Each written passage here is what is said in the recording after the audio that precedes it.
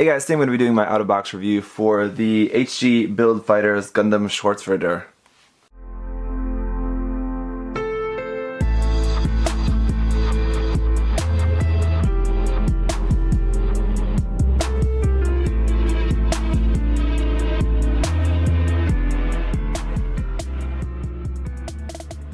So as always, thank you to MindFenix Hobby Store for sending me this kit to share with you guys. This is the latest in the Build Fighters line, which was seeming to dwindle down a little bit, but it's now set for a big revival with a bunch more Build Fighters stuff on the way, so those Build Fighters fans out there should be pleased about that. I gotta say, didn't really end up liking this one as much as I ended up liking the Luna Gazer and the Amazing Strike Freedom. Those were two kits that I went into with mixed opinions, but I came out really liking the kits quite a bit. This one, I expected to like it more than I actually ended up liking it, but I think it still has a lot to do with the color scheme. So let me give you guys a look around this. I think this is another one of those kits that just has one too many colors going on with it. It's got the black and the gold. The majority of it is in black and gold. Then it's got white accents for like the chest vents and the crest on the head, and then it's got some white sticker accents on the sides of the arms and on the front of the ankle armor, which are just kind of weird. I think those are ones that I definitely could do without. It's got a little bit of red there for the chin, under the eyes, and in the stomach section there, and then all of the kind of frame and hands and the main part of the backpack is all in like that light gray. So I definitely think maybe going without one of those colors would have been preferable. I don't know which one. I don't know. Personally, I would just go for a totally different color scheme in general for this. But that's just me. Anyway, the building of the kit, I have not built either Cathedral or the Denial Gundam, which this is kind of like based off of in terms of the kit form. Anyway, I haven't built either of those kits, so I really hadn't had any experience with them. But the build was quite interesting. It's a very kind of unique build. It's utilizing some kind of unique engineering aspects, but it is in a lot of ways very similar to like the Build Burning Gundam. If you saw the unboxing, it does use some parts from the Build Burning Gundam. Interestingly, it's mostly just like for hands and like a few of the joints. I think like the elbow joints and the knee joints and like the ankle joints, things like that.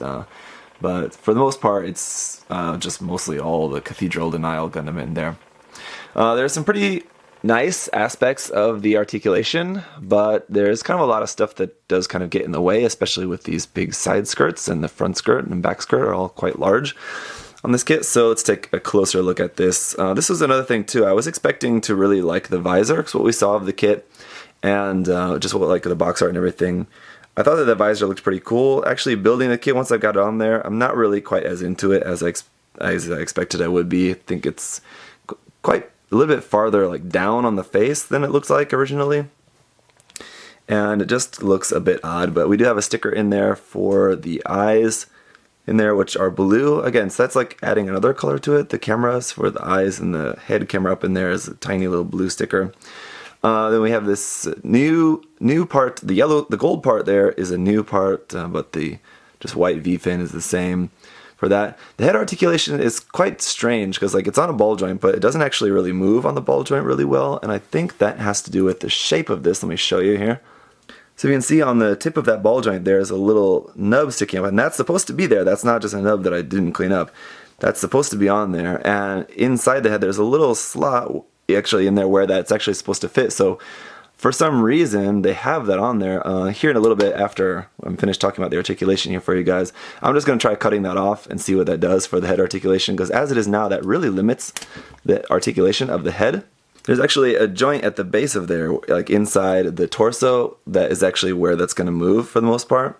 So you can move it up like that, but I feel like if there wasn't that peg on that ball joint, you could move the head up even farther, which would be preferable. Because as it is, the articulation of that neck is quite limited for the head, so you can't really do a whole lot with that.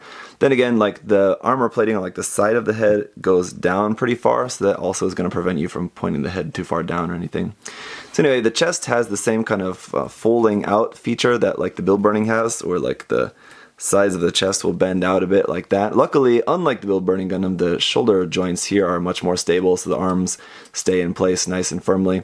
The shoulder armor, however, is not really going to move that far up. We have this little bit on the side, which is kind of odd. I think later on, whenever I get around to painting the kit, I'll probably just omit this part because it's kind of stupid.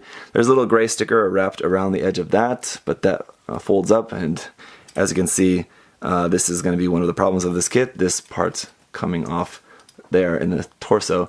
But we moved that part up as far as that's going to go, and then the arm up, or maybe that can fit inside of there. Let's try it here. Sort of, it does kind of fit in there, but anyway, my point is that the arm, no matter how we do it, is really only going to get... there goes the lower body again. The arm is really only going to like not even get up to 90 degrees on this, so just that upward movement of the shoulder is pretty terrible.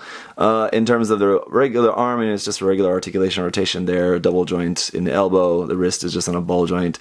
But all these hands do have a bend in the wrist, so a joint in the wrist as well.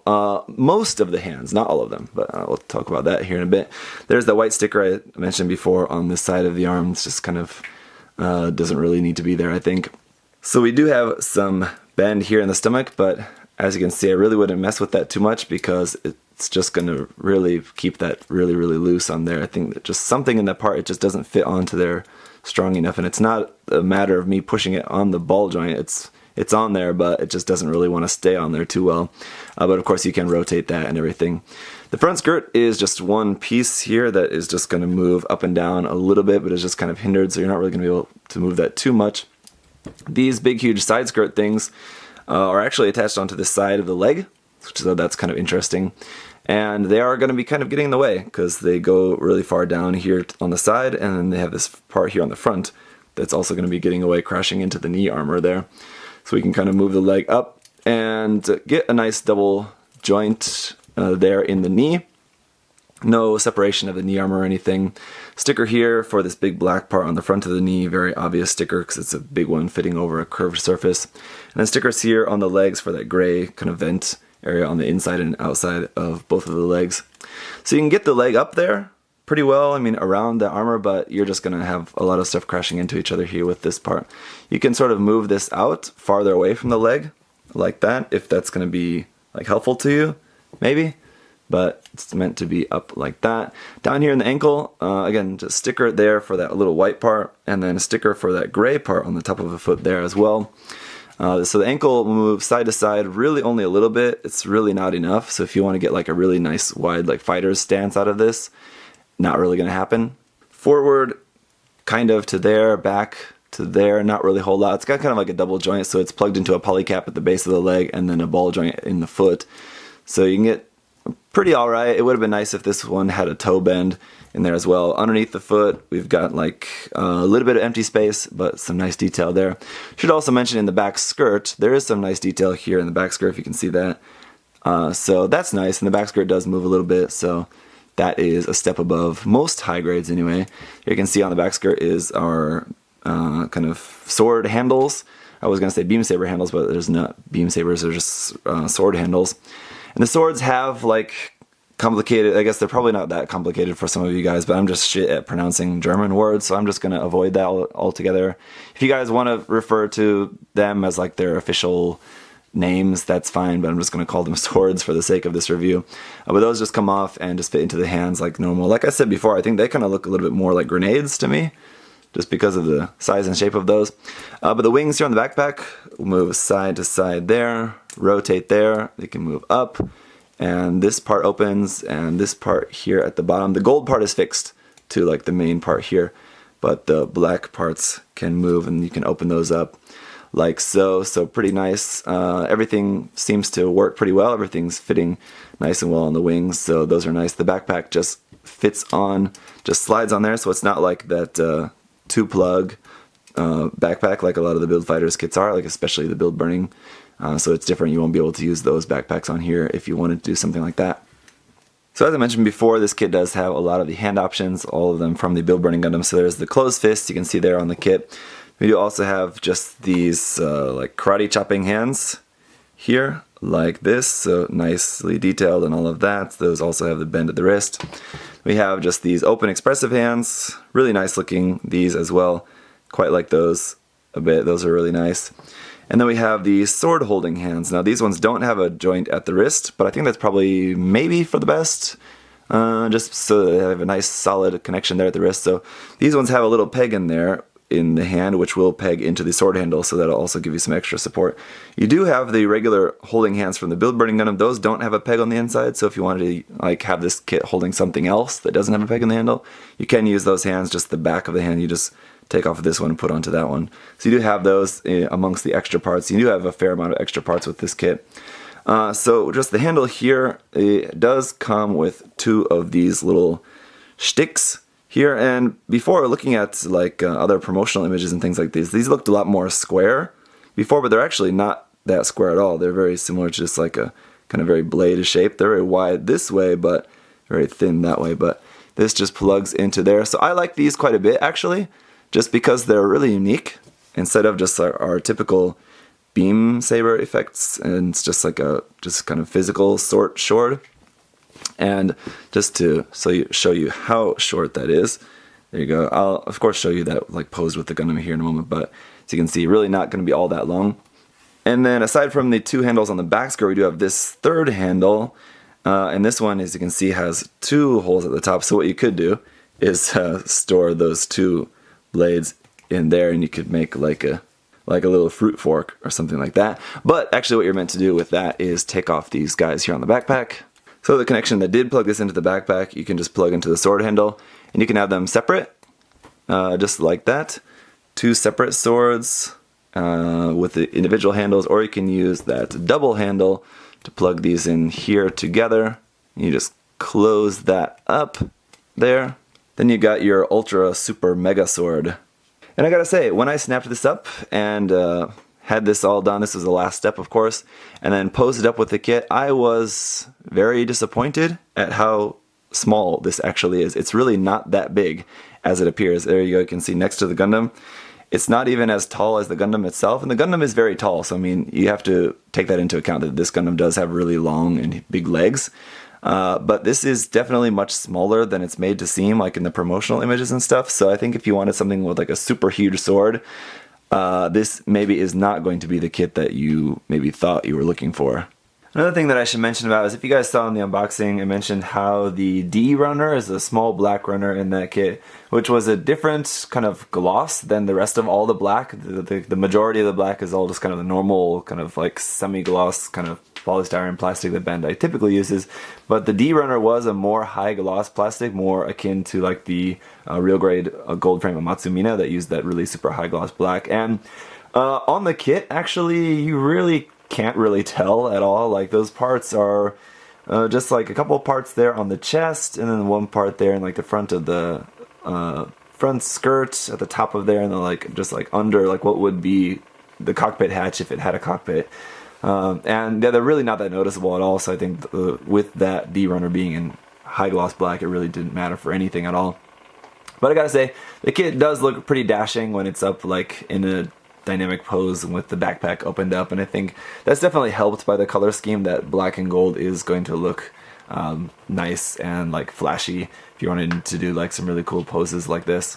Now, with this being a high grade, of course, it is going to have some seam lines, and there are a couple of really particular ones that I want to point out to you. On the mobile suit itself, the Gundam itself, there really aren't too many. They're just going to be kind of standard ones, like on the forearms and shoulders where you might expect. Obviously on the backpack there you can see as well. But what are really kind of really annoying ones are here. These gold parts on the side of the shoulder, you can see don't quite fit together. You can see I'm like kind of pressing those together.